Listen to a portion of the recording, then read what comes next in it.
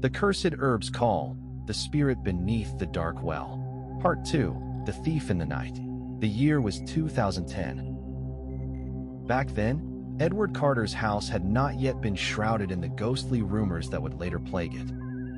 The skylight at the back of the house was still completely open. Every morning, sunlight streamed down from the roof onto the small courtyard below, reflecting off the crystal-clear water of the deep well. Edward still lived alone. His wife had passed away many years prior, and his 2 children worked far away in the city, returning home only a few times a year. By day, he repaired motorcycles in his front yard. By night, he would sit quietly, drink his tea, listen to the radio, and go to bed early. It was a moonless night in late July. Near midnight, the entire alley had long since drifted off to sleep.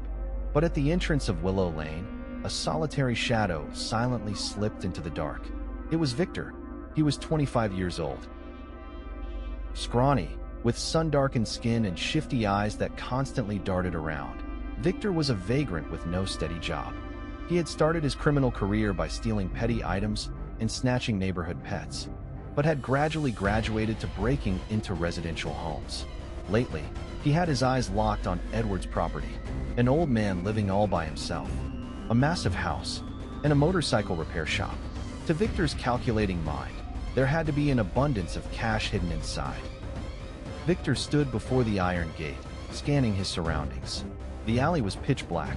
Not a soul was in sight. A dog barked somewhere in the distance, then went abruptly silent. Victor smirked. A beautiful night. He hoisted himself over the gate, his feet touching the brick tiles of the courtyard almost noiselessly.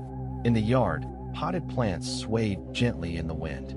For some reason, the moment he stepped inside, a sudden chill ran straight down his spine. He looked back at the gate. The alley behind him looked like a gaping black void, terrifyingly quiet. "Just seeing things," he muttered, pulling a small flashlight from his pocket. The faint yellow beam swept across the yard, illuminating an old motorcycle, a set of wooden chairs, and a heavy toolbox. Everything was dead silent. Victor approached the main door and gave it a gentle push. Creak. The door swung open. It was unlocked. A wide grin spread across his face. Tonight was his lucky night. The interior of the house was pitch black. The faint scent of old wood and ancestral incense lingered heavily in the air. Victor shone his flashlight around. The massive wooden pillars standing tall in the darkness gave him the unsettling sensation that someone was watching him intently from the shadows. He shook off the dread and crept toward a large wooden cabinet near the living room. He pulled open the first drawer. Nothing. The second drawer contained only a few old papers. The third drawer held nothing but some spare change. Victor frowned. Is this old man really this broke? He rummaged around a bit more, growing increasingly frustrated. Right then, creak, a bedroom door swung open. Victor froze. A blindingly bright beam of a flashlight caught him straight in the eyes. "Who's there?" Edward's voice boomed through the quiet house. Victor gasped. Damn it, the old man was awake. He spun around, planning to bolt out the front door, but Edward immediately realized what was happening. Thief! There's a thief! The frantic shout shattered the midnight silence. Within seconds, lights flickered on in neighboring houses. Dogs began to bark furiously, doors slammed open, and shouting voices echoed through the lane. Panicking, Victor realized his exit was blocked, so he bolted blindly toward the backyard. Catch him. Don't let him get away. He's at the back of the house. The heavy thud of approaching footsteps grew closer. Victor glanced back and saw several neighbors carrying clubs rushing into the yard. If he got caught, he knew he would be beaten to a pulp. Cold sweat poured down his back. His eyes darted around erratically. Ahead of him was a high brick wall, but right next to it was a wooden ladder propped against the roof. With no other choice, Victor scrambled up the ladder. The roof was pitch black.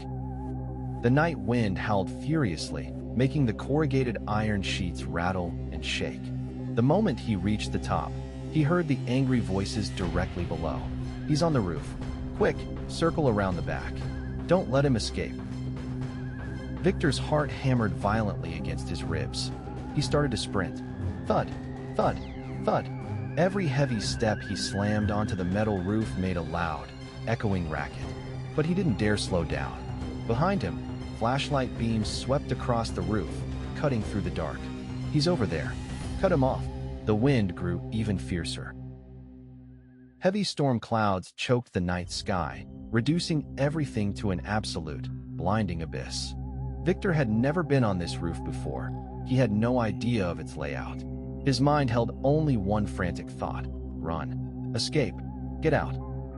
He accelerated, sweat stinging his eyes, his breath coming in ragged gasps. Then, suddenly, the metal sheets beneath his feet vanished. Ahead lay nothing but an empty, black void. Because it was so dark, he didn't realize it until his momentum carried him forward.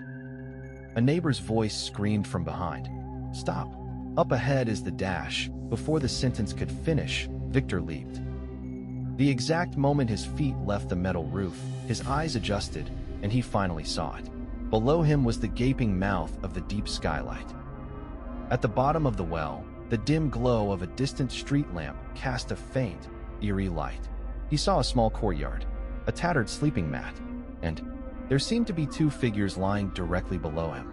Victor's eyes widened in sheer horror. His entire body locked up in midair. "No!" A blood-curdling scream ripped through the night. Then, he plummeted straight into the dark. Crash! A horrific, bone-shattering impact echoed through the house, followed by the violent, echoing rattle of metal. Then, silence. A terrifying, absolute silence. The men chasing him on the roof stood completely frozen. No one dared to move a muscle. Edward was the first to rush to the edge of the skylight opening. He peered down, but the depths were swallowed by shadows. "Give me a flashlight," he yelled. Someone quickly handed one over. Edward's hands trembled violently as he took it. He clicked it on and slowly directed the beam down into the bottom of the well. A second later, his face drained of all color. The flashlight nearly slipped from his paralyzed grip.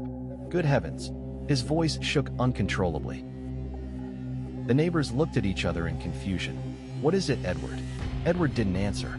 His eyes remained glued to the bottom of the pit. Another neighbor gathered his courage, leaned over the edge, and shone his light down. He instantly recoiled a step, his face turning stark white. It can't be. Down below, it wasn't just the twisted corpse of the thief. A young woman lay completely motionless in a rapidly spreading pool of dark blood. Beside her was a toddler, barely 2 years old. No, not beside her. The child was crushed entirely beneath her body. Everyone was perfectly still. There was no movement, no crying. Only the whistling of the cold wind through the dark well. Edward's mind raced, and a terrible realization struck him. Over the past few weeks, a destitute, homeless woman had been begging around the local market with her young child, Milo. Having nowhere to sleep at night, Edward had kindly allowed them to take temporary shelter in the covered courtyard beneath his skylight. He had been certain they left earlier that afternoon. He never imagined they were still down there. Under the flickering flashlight beams, a thick crimson stain slowly pooled across the brick floor. No one could utter a single word. Outside, the sky finally broke, and the first heavy drops of rain began to fall. And somewhere deep within the shadows of the well, there seemed to be the faint, muffled sound of a child giggling.